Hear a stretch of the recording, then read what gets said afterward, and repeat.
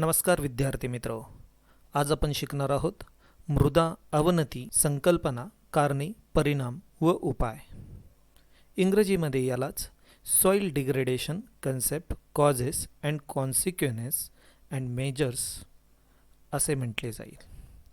Online क्लासमध्ये मी तुमचं सगळ्यांचं स्वागत करतो. मृदा अवनती यालाच पर्यायी शब्द काही पुस्तकांमध्ये ऱ्हास असा दिलेला आहे. आपण शिकत असताना मात्र मृदा अवनती हा शब्द वापरणार आहोत. अवनती म्हणजेच जे आहे त्याच्यापेक्षा दर्जा घसरणे यालाच अवनती असे म्हणतात. ही अवनतीची संकल्पना आपण सर्वप्रथम समजून घेऊ. मृदेची भौतिक, रासायनिक व जैविक गुणवत्ता ढासळणे यालाच मृदा अवनती किंवा मृदेचा ऱ्हास असे म्हणतात. प्राकृतिक किंवा मानवी कारणामुळे मृदेचा सुपीक थर निघून जाण्यामुळे मृदेच्या गुणवत्तेत झालेला ऱ्हास म्हणजेच मृदा अवनती होय. मृदा अवनती ही एक जागतिक समस्या असून मानवाच्या चुकीच्या पद्धतीने मृदेच्या वापरात व निष्काळजीपणे मृदेचा वापर यामुळे मृदेची गुणवत्ता व उत्पादकता कमी होते. या अवनती या संकल्पनेतून या 3 व्याख्यांमधून एक गोष्ट समजते की मृदेची असणारी गुणवत्ता रासायनिक, भौतिक व जैविक ही ढासळणे, तिचा सुपीक थर निघून जाणे, तिच्या उत्पादकतेत घट होणे म्हणजेच मृदेची अवनती होय. मृदा अवनती ही जागतिक समस्या आहे. म्हणजे ती केवळ भारतात, महाराष्ट्रात किंवा सांगली जिल्ह्यातच नाही तर संपूर्ण जगात तिने व्यापलेलं दिसून येत आहे. मग ही जी काही मृदा अवनती आहे हिचे कोणत्या घटकापासून मूल्यमापन होते, तर यापूर्वी आपण जी काही मृदेची व्याख्या समजून घेतली तीच प्रमाण मानून तिच्यापासून गुणवत्ता ढासळणे म्हणजेच मृदा अवनती होणे.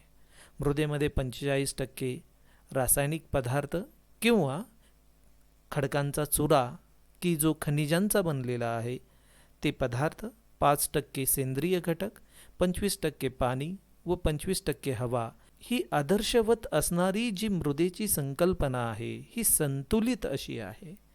या संतुलित प्रमाणात असताना कृषी उत्पादनात वाढ व सातत्य मिळते आणि हीच वाढ व सातत्य ज्या वेळेस घटते त्यावेळेस मृदेची अवनती झालेली दिसून येते. मृदा अवनतीमुळे सेंद्रिय पदार्थांचे प्रमाण घटते. सेंद्रिय पदार्थांच्या कमी होणाऱ्या प्रमाणामुळे त्या सेंद्रिय पदार्थांवर अवलंबून असणारी जीवाणू, बुरशी किंवा इतर सूक्ष्म सजीव, जीवजंतू, गांडूळ यासारखे सर्व सूक्ष्मजीव, कृमी यांचे प्रमाणही घटते. परिणामी हे सारे घटक मृदेस सजीव, सचेतन आणि जिवंत ठेवत असतात आणि यामधूनच मृदेची सुपीकता ही वाढत असते. पिकांना वाढीसाठी जे काही घटक असतात त्या घटकांना पुरवण्याचं कार्य या सूक्ष्म जीवजंतूंपासून झालेलं दिसून येतं. जमिनीतील खनिज पदार्थांमुळे जे रासायनिक गुणधर्म प्राप्त होतात ते प्रदेशातील हवामान, भौगोलिक घटक आणि भौतिक घटक यांच्यानुसार प्राप्त होत असतात आणि त्यामुळेच मृदेमध्ये असणारे जे मृदेचा सामू किंवा क्षारता किंवा सेंद्रिय कर्ब किंवा चुनखडीचे प्रमाण या सर्व घटकांवर मृदेची गुणवत्ता ही अवलंबून असलेली दिसून येते. ही गुणवत्ता ढासळणे म्हणजेच मृदेची अवनती होणे होय. अशी मृदेची अवनती झाल्यामुळे काय नेमकं होतं, तिचे परिणाम काय आहेत, तर त्याचा सर्वसाधारण आढावा पहिल्यांदा आपण घेऊ. मृदेची गुणवत्ता व पोषण मूल्यांचा ऱ्हास होतो.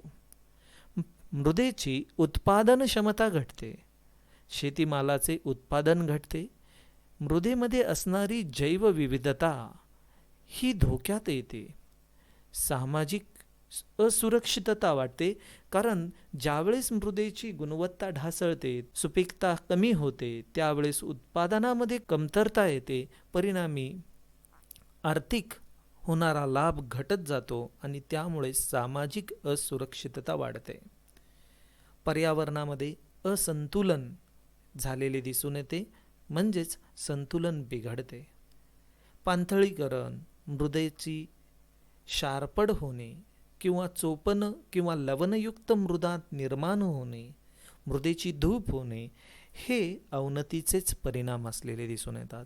मग जगात अशी अवनती ज्यावेळेस होते त्यावेळेस काय, कोठे आणि कसे परिणाम झाले याचा पहिल्यांदा आपण आढावा घेऊयात. मग अशी जी काही मृदा अवनती होते त्यामध्ये वेगवेगळ्या क्रिया या घडत असतात की ज्या कारणांमुळे मृदा अवनती घडून येते. या क्रियांना आपल्याला 3 गटांमध्ये विभागता येईल: भौतिक क्रिया, रासायनिक क्रिया आणि जैविक क्रिया. या भौतिक क्रियांमध्येच मृदाधूप ही आढळते, वाळवंटीकरण आढळते, निर्वनीकरण, पाणथळीकरण, खाणकाम, नागरीकरण, शेती, नैसर्गिक साधन संपत्तीचा अतिवापर, अतिपर्जन्य, भूप्रदेशाचा असणारा जास्त उतार इत्यादी सर्व कारणांमुळे मृदेची भौतिक गुणवत्ता ही ढासळलेली दिसून येते, सुपीकता कमी झालेली दिसून येते. त्याचप्रमाणे काही रासायनिक क्रिया आहेत की ज्यांच्यामुळे मृदेची गुणवत्ता ही कमी होते. मृदेतील जे काही पोषक गुण आहेत, रसद्रव्य आहेत, या पोषक घटकांचं वहन होणे, आम्लीकरण किंवा अल्कली मृदा निर्माण होणे व मृदेमध्ये अनेक प्रदूषणे मिसळल्यामुळे मृदेची गुणवत्ता व मृदेची उत्पादनक्षमता व सुपीकता ही कमी झालेली दिसून येते. याखेरीज जैविक प्रक्रियांमधूनही मृदेची अवनती झालेली दिसते. जैविक घटकांकडून उपलब्ध होणारे कार्बनी द्रव्यांचे प्रमाण जेव्हा घटते त्यावेळेस मृदेची अवनती होते. मृदेतील जैवविविधता घटत जाते तेव्हा मृदेची अवनती झालेली दिसून येते. म्हणजे मृदेची अवनती या 3 गटांमध्ये आपल्याला अभ्यासता येईल. व मृदेची अवनती यासाठी विविध कारणीभूत ठरणाऱ्या प्रक्रिया या कोणकोणत्या आहेत? आपण 3 गटामध्ये जरी विविध क्रियांचे वर्गीकरण केलेले असले तरी या क्रियांचे सर्वसाधारण स्पष्टीकरण देण्यासाठी मृदेच्या अवनतीची कारणे जाणून घेणं गरजेचं ठरतं. जमिनीचा सामू हा ज्यावेळेस अल्कधर्मी बनतो त्यावेळेस मृदेची उत्पादकता ही कमी झालेली दिसते, म्हणजेच मृदेची गुणवत्ता ही ढासळते. मृदेमध्ये असणारे सेंद्रिय कर्ब म्हणजेच कार्बनची कमतरता ज्यावेळेस होते त्यावेळेस मृदेची अवनती झालेली दिसून येते. जेव्हा एक पीक पद्धत, एकच पीक वारंवार घेतलं जातं त्यावेळेस जमिनीमधून विशिष्ट पोषक द्रव्ये त्या पिकांसाठी शोषून घेतली जातात. परिणामी मृदेमधून मोठ्या प्रमाणावर त्या घटकांचे शोषण झाल्यामुळे मृदेची गुणवत्ता ही कमी झालेली दिसून येते. मृदेतील अन्नद्रव्यांचा ज्यावेळेस ऱ्हास होतो त्यावेळेस अन्नद्रव्यांची कमतरता त्या मृदेमध्ये होते. परिणामी अन्नद्रव्यांचा असमतोल हा मृदेमध्ये निर्माण झालेला दिसतो. भारी काळ्या मृदेमध्ये मोठ्या प्रमाणावर मशागत केली जाते आणि ही मशागत करत असताना मृदा या कठीण जर असतील तर त्या मृदांचे थर हे वर खाली करावे लागतात आणि मशागतीच्या दरम्यान मोठ्या प्रमाणावर मृदेतील घटक हे एकमेकांपासून विलग होतात आणि त्यामुळे मृदे अवनती किंवा मृदा धूप मोठ्या प्रमाणावर झालेली दिसते. मृदा क्षारयुक्त होणे, चोपन मृदा होणे यामुळे देखील मृदेची गुणवत्ता ही कमी होते, सुपीकता कमी होते. जमिनीची धूप हे मृदा अवनतीमधील महत्त्वाचे कारण आहे, कारण जगामध्ये मोठ्या प्रमाणावर जमिनीची म्हणजेच मृदेची धूप होते आणि याच कारणास्तव मृदा अवनती झालेली दिसते. कित्येक ठिकाणी ज्या जमिनी या गवताळ कुरणाच्या आहेत तेथे मोठ्या प्रमाणावर अतिचराई झालेली दिसते. प्रत्येक खेडेगावामध्ये गायरान असते आणि याच गायरानामध्ये सर्व जणांची गुरे ही सोडली जातात. परिणामी त्या क्षेत्रामध्ये मोठ्या प्रमाणावर अतिचराई होते आणि या अतिचराईच्या परिणामातून तेथील मृदेचे कण एकमेकांपासून सुटे होतात आणि हे सुटे कण त्या ठिकाणाहून वारा किंवा पाणी यामुळे वाहून जाण्यासाठी सोयीस्कर बनतात. परिणामी त्या ठिकाणचा जो सुपीक मृदेचा वरचा थर आहे तो निघून जाण्याची क्रिया घडते. त्यामुळेच अतिचराईमुळे देखील मृदेची अवनती झालेली दिसून येते. वाळवंटीकरण या क्रियेमध्ये मोठ्या प्रमाणावर मृदा ही वाऱ्याच्या कार्यामुळे वाहून गेलेली दिसून येते. वाळवंटीकरणामध्ये जमिनीमधील शुष्कता ही वाढत जाते. मृदेतील ओलावा निघून गेलेला दिसून येतो. परिणामी शुष्क, कोरड्या आणि उष्ण प्रदेशामध्ये वाळवंटीकरणामुळे मृदा ही सुळसुळीत बनते व वाऱ्याच्या कार्यामुळे, वहन कार्यामुळे ती एका ठिकाणाहून दुसऱ्या ठिकाणी वाहून जाते. परिणामी मृदेचा वरचा सुपीक थर हा वाहून गेल्यामुळे ती मृदा ही हळूहळू नापीक बनू लागते. याच कारणास्तव मृदेची अवनती झालेली दिसून येते. मृदेमध्ये निर्वनीकरण यासारखी समस्या ही आढळलेली दिसून येते. निर्वनीकरण म्हणजेच ज्या ठिकाणी जंगले होती ती जंगले नाहीशी होण्याची क्रिया म्हणजेच निर्वनीकरण. जंगलतोड यामुळे मोठ्या प्रमाणावर त्या ठिकाणी मृदा ही उघडी पडलेली दिसून येते. जेव्हा झाडांची मुळे ही जमिनीमध्ये खोलवर जातात त्यावेळेस ती जमिनीतील मृदेला घट्ट धरून ठेवत असतात. जंगलतोडीमुळे ही मृदा ही त्या मुळांमध्ये घट्ट धरून न ठेवता सुळसुळीत बनते आणि वाहून जाण्यासाठी ही पोषक बनलेली दिसते. आणि याच कारणास्तव जेथे जंगलतोड झालेली आहे त्या ठिकाणी मृदेची धूप मोठ्या प्रमाणावर झालेली दिसून येते.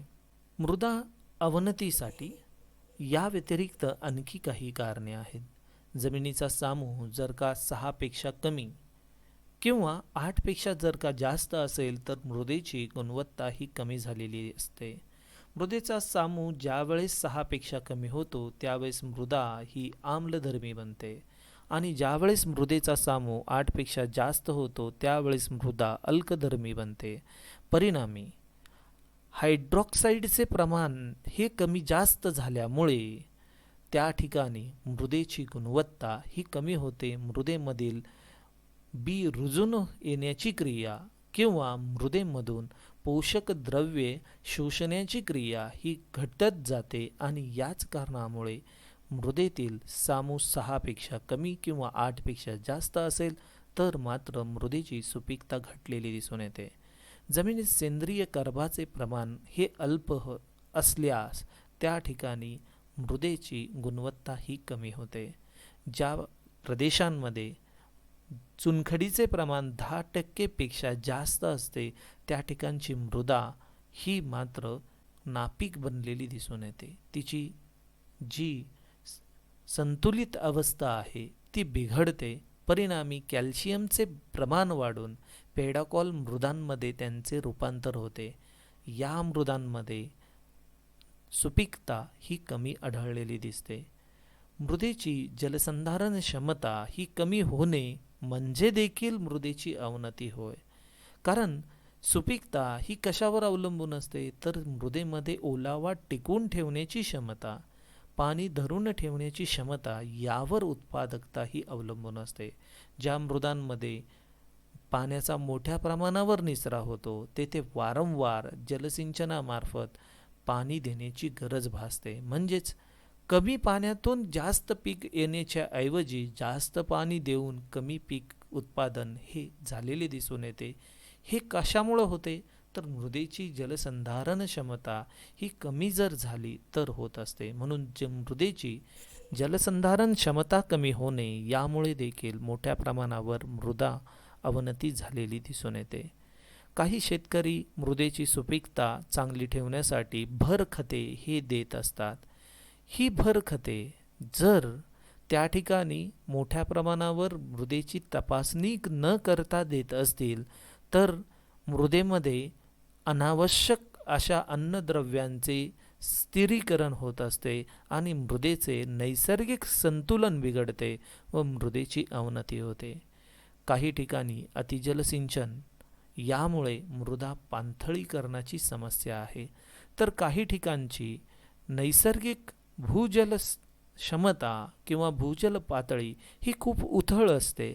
परिणामी अशा उथळ जमिनींच्या ठिकाणी मोठ्या प्रमाणावर पुन्हा सिंचन केले तर मात्र तेथे मृदेचे पाणथळीकरण झालेले दिसते. सतत एकच पीक घेतल्यामुळे त्यातील मृदांचा मोठ्या प्रमाणावर ऱ्हास होतो आणि त्यामुळे त्या मृदांचा उत्पादन क्षमता व सुपीकता घटत जाते.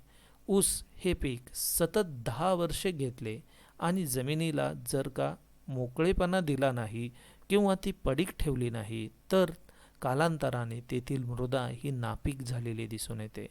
त्यामुळे सतत एकच पीक घेत राहणे हे देखील मृदा अवनतीचे महत्त्वाचे कारण आहे. पिकांची फेरपालट न करणे हे मृदा अवनतीचेच महत्त्वपूर्ण कारण असलेले दिसते. ज्यावेळेस एखाद्या ठिकाणची मृदा हिची सुपीकता कमी होते त्यावेळेस ते जे घटक पिकांमार्फत शोषून घेतलेले आहेत ते पूर्ववत आणण्यासाठी भरखतांची आवश्यकता असते. ही भरखते जर अजिबातच वापरली नाही तर मृदेतील त्या पोषक मूल्यांचा मोठ्या प्रमाणावर ऱ्हास होतो.